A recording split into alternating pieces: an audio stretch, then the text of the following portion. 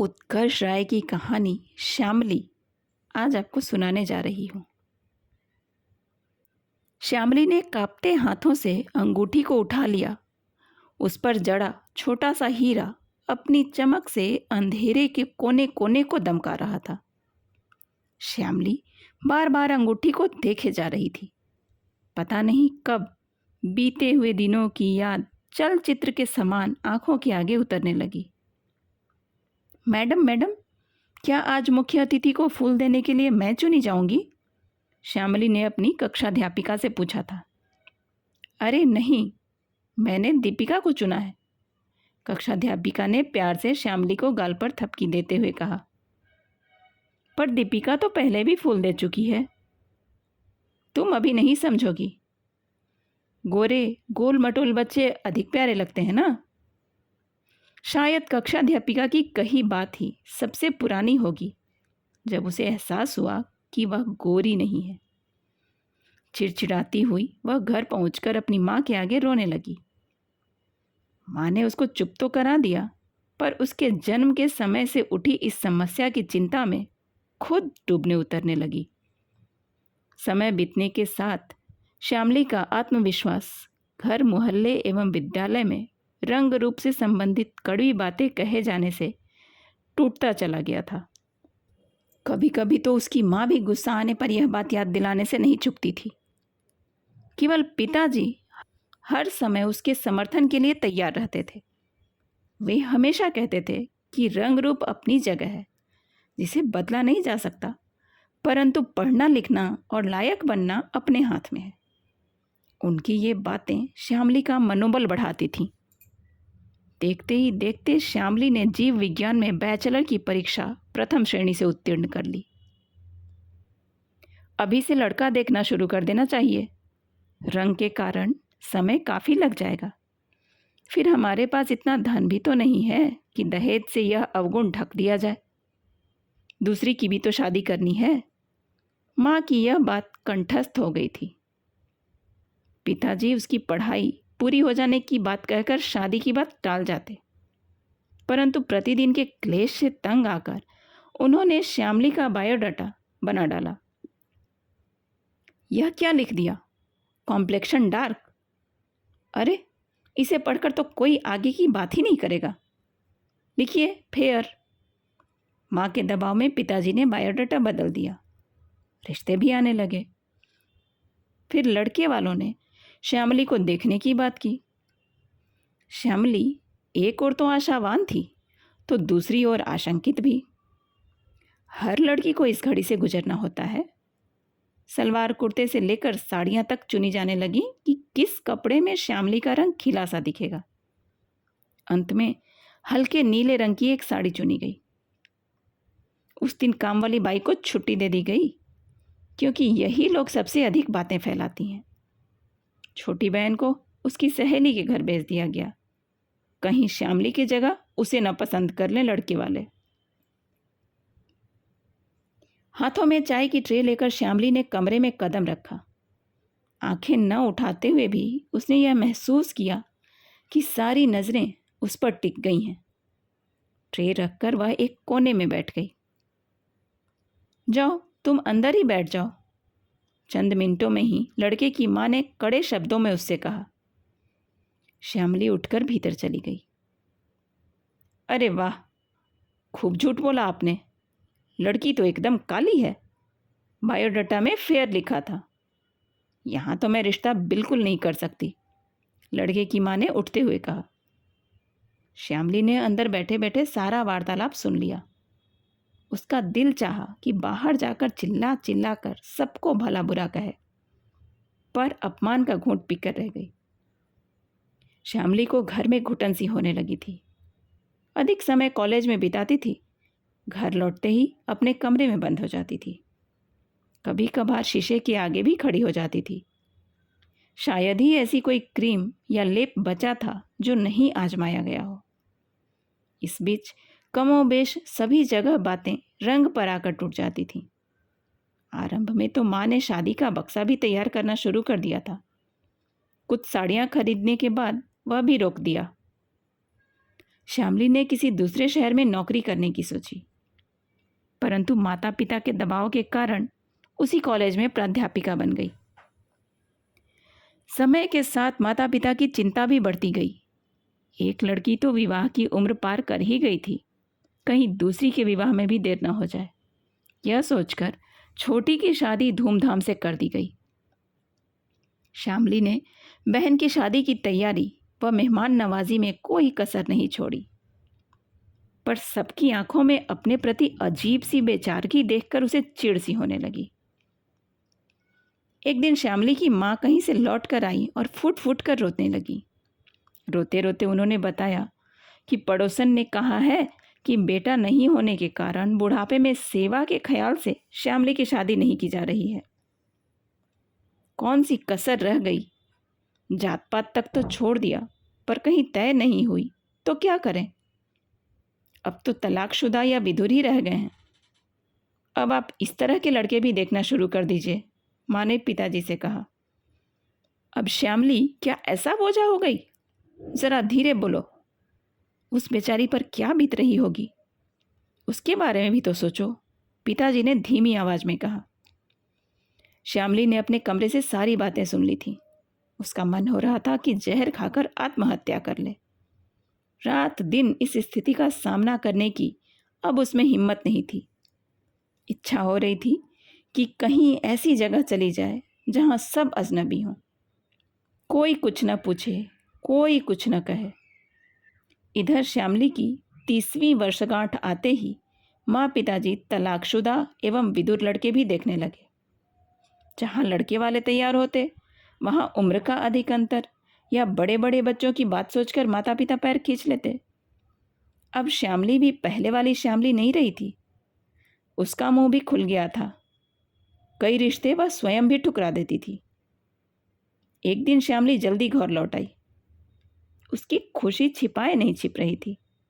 माता पिता को सामने बैठाकर उसने एक सांस में सब कुछ कह डाला। मुझे अमेरिका के न्यूयॉर्क विश्वविद्यालय में जीव विज्ञान में पीएचडी के लिए दाखिला मिल गया है। 2 महीने में जाना होगा। अमेरिका के नामी विश्वविद्यालयों में से एक है। मैं तो जरूर जाऊंगी। माँ पिताजी यह सुनकर सन्न रह गए। वर्तमान में आने में उन्हें कुछ समय लग गया। इस शहर से बाहर तुम अकेली कहीं नहीं गई तो उतनी दूर कैसे जाओगी? न कोई जान, न पहचान, न अपना देश। मेरा तो जी कांप उठता है, माँ ने कहा। करियर में आगे बढ़ने के लिए पीएचडी करना जरूरी है। इतना अच्छा अवसर फिर नहीं मिलेगा। पिताजी, आप ही कुछ कहिए ना। हमेशा की तरह श्यामली ने पिता से समर्थन मांगा। न चाहते हुए भी पिताजी ने हामी भर दी। कुछ समय बाद माँ भी राजी हो गई। आखिर जाने का दिन भी आ गया। हवाई अड्डे पर माँ श्यामली को गले लगाकर फूट फूट कर रो पड़ी। तुम्हें अपनी कोख से जन्म दिया है और हमेशा तुम्हारे भविष्य की चिंता में कभी तुम्हें आंख भरकर देख भी नहीं पाई, न प्यार कर पाई। सोचा था तुम्हें डोली पर बिठाकर चैन की सांस लूंगी, पर यह तो न हो सका। ईश्वर तुम्हें सदा सुखी रखे बेटा। बेटी, मुझे गलत न समझना। माँ हूं, कभी तुम्हारा अहित नहीं सोचूंगी। श्यामली भी रोने लगी। बरसों की कड़वाहट एक पल में बह गई। एक नई उमंग व उत्साह के साथ वह अमेरिका पहुंची। थोड़ी बहुत घबराहट व चिंता थी, जो तब समाप्त हुई जब उसने अपने नाम की तख्ती एक सज्जन के गले में लटकी देखी। श्यामली उसके पास पहुंची, वह अपना परिचय दिया। उत्तर में उसे पता चला कि वो श्री एडम स्मिथ हैं, जो उसके पीएचडी के गाइड होंगे। हंसते हुए उन्होंने कहा कि भारतीय विद्यार्थियों की आधी चिंता समाप्त हो जाती है जब उन्हें लेने कोई हवाई अड्डे पर पहुंच जाता है। श्यामली ने पूछा, और दूसरी आधी कब समाप्त होती है? कैंपस पहुंचकर बताऊंगा। पूरे रास्ते एडम अमेरिका के बारे में और विश्वविद्यालय के बारे में बताकर उसे आश्वस्त करते रहे। यह है तुम्हारा छात्रावास एवं यह है तुम्हारा कमरा। एडम ने श्यामली को कमरा दिखाया। श्यामली को यह केवल एक कमरा नहीं बल्कि एक कमरे का घर लगा, सारी आवश्यकताओं से युक्त। अकेले कमरे में डरने की कोई बात नहीं है, एडम ने हंसते हुए कहा। नहीं नहीं, श्यामली थोड़ा झेंप गई।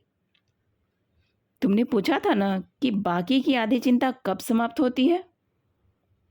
वह है दरवाज़ा खोलने से लेकर उपकरणों के प्रयोग की ट्रेनिंग। श्यामली ने सोचा कि लगता है कि इन्हें भारत से आए विद्यार्थियों के बारे में काफ़ी पता है। श्यामली को नई जीवन शैली में व्यवस्थित होने में लगभग 1 महीना लग गया। श्री स्मिथ ने पूरा योगदान दिया। ग्रोसरी की खरीदारी से लेकर कार चलाना सिखाने तक में बहुत सी मदद की उन्होंने। श्यामली शोध कार्य में जुट गई। एडम के निर्देशन में उसे काफ़ी शोध पत्र भी जीव विज्ञान के जर्नल्स में छपने लगे। अपने कार्य की प्रगति से श्यामली भी बहुत संतुष्ट व खुश थी। कुछ समय पश्चात जीव विज्ञान के कुछ विद्यार्थियों ने नियाग्रा जलप्रपात घूमने जाने का प्रोग्राम बनाया। श्री एडम भी साथ गए। श्यामली की खुशी का ठिकाना न था। नियाग्रा के बारे में बहुत कुछ पढ़ा व सुना था, अब देखने का अवसर मिल रहा था। विशालकाय जलप्रपात को आंखों के आगे देखकर श्यामली रोमांचित हो उठी थी। एडम उसे जलप्रपात से संबंधित तथ्य बता रहे थे। नियाग्रा प्रवास के दौरान एडम से उसकी काफ़ी बातचीत हुई, जिससे पता चला कि एडम दक्षिण भारत की यात्रा कर चुके हैं, भारतीय संस्कृति की अच्छी जानकारी रखते हैं। अपने माता पिता तथा निजी जीवन के बारे में उन्होंने श्यामली को बताया। 2 वर्ष समाप्त होने को आ रहे थे। माता पिता के आग्रह एवं अपनी भी उत्कट इच्छा होने के कारण श्यामली ने भारत जाने की सोची एवं छुट्टी की अर्जी दे दी। तुम भारत जाना चाहती हो? एडम ने पूछा। जी हाँ, 2 वर्ष हो गए हैं, माँ पिताजी से मिलना चाहती हूँ। क्या मैं तुम्हारे साथ भारत चल सकता हूँ? मैंने उत्तर भारत नहीं देखा है। मैं घूम भी लूँगा और तुम्हारे माता पिता से मिल भी लूँगा। चलिए, मुझे बहुत अच्छा लगेगा। श्यामली ने भारत यात्रा की तैयारी शुरू कर दी। माँ पिताजी को अपने और एडम के आने की सूचना दे दी। अंततः वह दिन भी आ गया जब वे लोग भारत पहुँचे। माता पिता से गले लगकर श्यामली अपने आप को रोक नहीं पाई। 2 सालों में उनकी याद भी बहुत आई थी। कितनी बार अपने कमरे में माँ पिताजी को याद करके आंसू बहाए थे। श्यामली ने एडम का परिचय करवाया। एडम ने भारतीय शैली में अभिवादन किया। माँ पिताजी के साथ एडम की खूब बातें होती, हंसी मजाक चलता रहता। कुछ दिन बीत गए। पास पड़ोस वाले पूछने लगे कि यह विदेशी कब तक रहेगा। माता पिता ने श्यामली से पूछा, पर श्यामली को इस बारे में कुछ पता नहीं था। एडम से पूछे भी तो कैसे। उसने ऐसे ही कह दिया कि बस 1-2 दिनों में घूमने निकल जाएगा। कुछ दिनों बाद एक शाम श्यामली कहीं बाहर से लौटी तो घर के अंदर से हंसी ठहाकों की आवाज़ें आ रही थीं। माँ को इतना खुश तो बरसों से नहीं देखा था। श्यामली के पूछने पर किसी ने ठीक ठीक कुछ नहीं बताया। श्यामली अपने कमरे में चली गई। एडम उसके पीछे पीछे कमरे में आए और बोले, श्यामली, मैं तुमसे कुछ कहना चाहता हूँ। कहिए। मुझे घुमा फिरा कर कहना नहीं आता। भारतीय संस्कृति के अनुसार मैंने तुम्हारे माता पिता से बात कर ली है। अब निर्णय तुम्हारे हाथों में है। मैं कुछ समझी नहीं। मेरे किसी भी निर्णय का आपसे क्या संबंध? यह निर्णय है शादी का। अब हम दोनों एक दूसरे को अच्छे से जानने लगे हैं एवं मुझे विश्वास है कि हम दोनों एक अच्छे पति पत्नी बन सकते हैं। यह रही सगाई की अंगूठी। यदि तुम इस बात से सहमत न हो तो इसे लौटा देना। इतना कहकर एडम कमरे के बाहर चले गए। श्यामली ने इस स्थिति की कल्पना भी नहीं की थी। एक तो उसने एडम को इस दृष्टि से कभी देखा नहीं था, पर अब उसे लगने लगा था कि वह और एडम एक दूसरे के लिए सर्वाधिक उपयुक्त हैं। सगाई की अंगूठी इस तरह उसके हाथों में आएगी, यह बात उसने कभी सोची भी नहीं थी। इसी उम्मीद में माँ ने आधा जीवन काट डाला एवं पिताजी ने कितने लड़के वालों की चौखट पर नाक रगड़ डाली। अंगूठी पर आंसू की बूंद गिरते ही श्यामली वर्तमान में लौट आई। उठकर आईने के सामने बैठ गई। आज तक जो आईना उसे बदसूरत कहकर मुंह चिढ़ाता रहा, आज अच्छा लग रहा था। यंत्रवत उसने वह बक्सा खोला जो कभी उसकी शादी के लिए तैयार किया जा रहा था। उसमें से एक साड़ी निकालकर उसने पहन ली एवं दरवाजे की ओर बढ़ी। बाहर के कमरे से कोई आवाज नहीं आ रही थी। कमरे में पहुंची तो देखा कि सब लोग उसकी प्रतीक्षा कर रहे थे। श्यामली को इस रूप में देखकर माँ पिताजी चौंक गए। जिस लड़की ने कभी बनाव श्रृंगार नहीं किया, उसे सजा सांवरा देखकर उन्होंने मन ही मन आशीर्वाद दिया। श्यामली ने माता पिता की ओर देखा। उनकी आंखों में मौन स्वीकृति देखकर वह एडम की ओर बढ़ी और बोली, आप अपने हाथों से यह अंगूठी मुझे पहना दीजिए। कहानी आपको कैसी लगी कमेंट करके ज़रूर बताइएगा।